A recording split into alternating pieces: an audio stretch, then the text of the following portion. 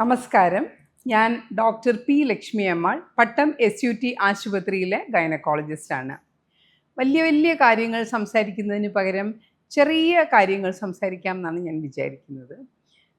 എന്നെ കാണാൻ വരുന്ന ഗർഭിണികൾക്കും അവരുടെ കുടുംബാംഗങ്ങൾക്കും സാധാരണയായി തോന്നാറുള്ള ചില സംശയങ്ങൾക്ക് മറുപടി. അതിൽ എപ്പോഴും ആളുകൾ ചോദിക്കുന്ന ഒരു കാര്യമുണ്ട്. ഗർഭിണിയായാൽ ഉടൻ തന്നെ ഹസ്ബൻഡോ അല്ലെങ്കിൽ അമ്മയോ സഹോദരിയോ ഒക്കെ ചോദിക്കുന്നൊരു ചോദ്യമുണ്ട്. ഡോക്ടറെ, ഇവൾക്ക് പടി കയറാമോ?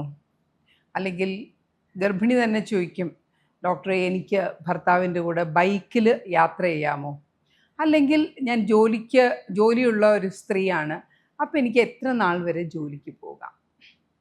അപ്പോൾ എനിക്ക് പറയാനുള്ള മറുപടി, ഒരു സാധാരണ ഗർഭം ആണെങ്കിൽ, സാധാരണ ഗർഭം ഞാൻ ഉദ്ദേശിക്കുന്നത് സങ്കീർണതകളൊന്നുമില്ലാത്ത ഗർഭമാണെന്നുണ്ടെങ്കിൽ ആ ഗർഭത്തിനെ നമ്മളൊരു അസുഖമായിട്ട് കരുതേണ്ട ആവശ്യമില്ല.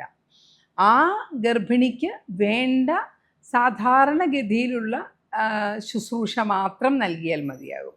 സാധാരണ പോലെ ജീവിതം നയിക്കാം, ജോലികൾ ചെയ്യാം, ബസ്സിൽ കയറാം, ബൈക്കിൽ കയറാം, പടികൾ കയറാം. ഇതിനൊന്നും ഒരു സാധാരണ ഗർഭം ഒരു പ്രതിബന്ധമല്ല.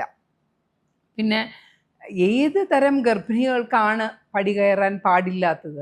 അല്ലെങ്കിൽ ഏത് തരം ഗർഭിണികളാണ് പൂർണ്ണ വിശ്രമം എടുക്കേണ്ടത് എന്ന് ചോദിച്ചാൽ, അല്ല, ഒരു കാര്യം എന്ന് പറയുന്നത്, മറുപിള്ള താഴെയാണെങ്കിൽ, അതായത് ഗർഭപാത്രത്തിൻ്റെ മുകളിലിരിക്കുന്നതിന് പകരം ഗർഭപാത്രത്തിൻ്റെ മുഖത്തോട് ചേർന്ന് സെർവിക്സിനോടടുത്തോ സെർവിക്സിൻ്റെ ആ ഒരു ദ്വാരത്തെ കംപ്ലീറ്റായിട്ട് പൂർണ്ണമായിട്ടും മറച്ചുകൊണ്ട് കവർ ചെയ്തുകൊണ്ടിരിക്കുന്ന പ്ലസൻ്റ മറുപിള്ള ആണെങ്കിൽ ഇതിനെ നമ്മൾ പ്ലസൻ്റ പ്രീവിയ എന്നാണ് പറയുന്നത്. അങ്ങനെയാണെന്നുണ്ടെങ്കിൽ അവർ തീർച്ചയായിട്ടും പൂർണ്ണ വിശ്രമം എടുക്കണം. കാര്യം, നമ്മൾ നടക്കുകയും പടി കയറുകയും അല്ലെങ്കിൽ വണ്ടി പോയൊരു ഗട്ടറിൽ വീഴുകയും ഒക്കെ ചെയ്യുമ്പോഴത്തേക്കും മറുപിള്ള ഒന്ന് ഇളകാൻ സാധ്യതയുണ്ട്, ബ്ലീഡിങ് തുടങ്ങാനുള്ള സാധ്യതയുമുണ്ട്.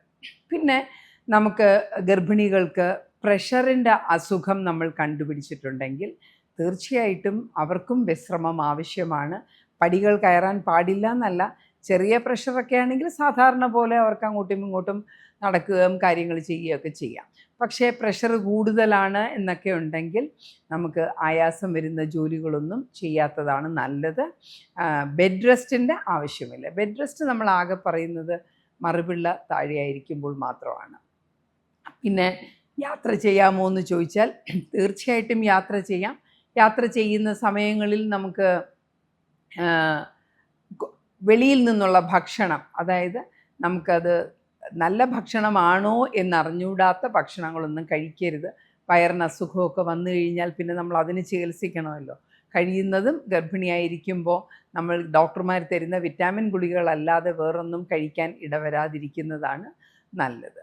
അപ്പോൾ യാത്രയ്ക്കൊക്കെ പോവുകയാണെങ്കിൽ വെള്ളത്തിൻ്റെയും ഭക്ഷണത്തിൻ്റെയും ശുചിത്വം നമ്മൾ പാലിക്കുക.